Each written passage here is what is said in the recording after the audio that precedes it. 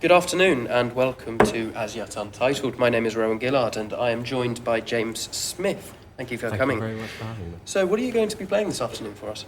I'm going to be playing Mozart Sonata in A minor, KV310. Very nice, very nice. And can you give us a little bit of insight into the background of the piece today? Yeah, well, I think it's very interesting. This is only his second minor sonata other than this C minor. This was written just after his mother's death, which was probably the most tragic period of his life. And that really does come across in the music. It's very dark in the opening, and he obviously does this classic Mozart thing where he modulates into the major key and then he brings it back to the minor key. Yes, as you'll be able to hear when I play it later. Yeah, of course. We've listened to you rehearsing, and it is, it doesn't sound sort of overtly melancholic or so. It does, but it does sound incredibly sort of tense, and you can, and the second and third movements are obviously they descend into a really sort of melancholic feel. And why have you chosen to perform this for us this afternoon?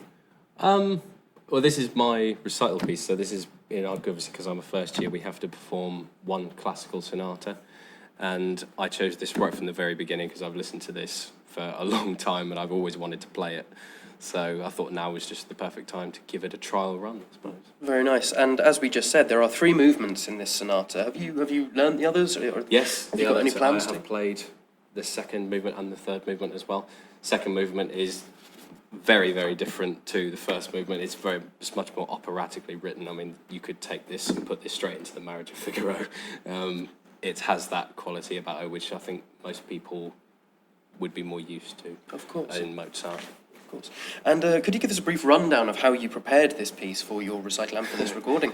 Yeah, well, this was very tricky because I've played other major Mozart sonatas, and there's more inspiration. You can look around and hear people play the major ones, whereas not many people have actually recorded this minor one. So you kind of have to not go for the stereotypical Mozart or happy jolly mood. So it was a bit more, it was trickier in that sense, I suppose. Just about getting the touch in the key so it gives off that dark quality instead of the light fairy, happy fairy stuff that we commonly associate with Mozart. So. Of course, and I speak as a singer here, but when I'm preparing a piece of music, one of the main things that I like to do is listen to singers that I admire and listen to how they have interpreted the piece of music. Is that something that you've done with this, and if so, who? Yes, absolutely. One of my favourite recordings of this is the Boris Berezovsky recording. Just the way he goes through these sort of devilish runs in the right hand with such ease, and the phrasing is immaculate, and that's something I've definitely tried to grasp from his recordings into mine. So I've often found when listening to all sorts of recordings when preparing for this interview, that there's a very large disparity in the tempo that the pianist tends to take. I mean, I've listened to a recording of Glenn Gould performing it, and he takes it at breakneck speed. It's insane. Yes. So how did you decide upon the speed that you've taken it at? I think you do have to scout around quite a bit for the recordings there are out there and take a bit from each. Interestingly, the third movement is marked presto, and I think there does need to be a distinction between the first and the third. Yes. Because after all, it's marked allegro maestoso. So I try to hold back a little bit just so there is a difference between the tempos, because I think some recordings, they kind of blend into one, and I think you do need that difference. Of course.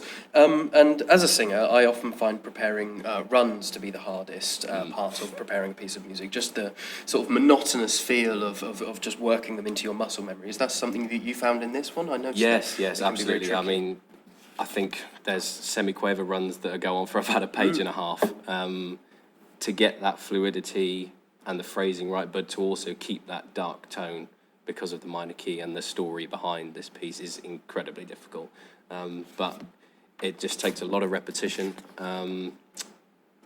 And one thing I probably would say is it's very easy to rush this piece. It can really run ahead of you. So to anybody that wants to learn it, I would say just keep holding the tempo back all the time, and it will become this nice, wonderful wave of notes. Of course. And you said you were preparing it for your recital. When have you got any plans to perform this outside of the college? Yes, absolutely. I mean, it amazes me, I've never actually recorded a full classical sonata before. So this will be the first one that I end up recording outside of the college, hopefully. So just because I have done all 3 movements and I absolutely love it. So yeah. Very nice. Well, we can't wait to hear it. Thank you very much. Thank you very much.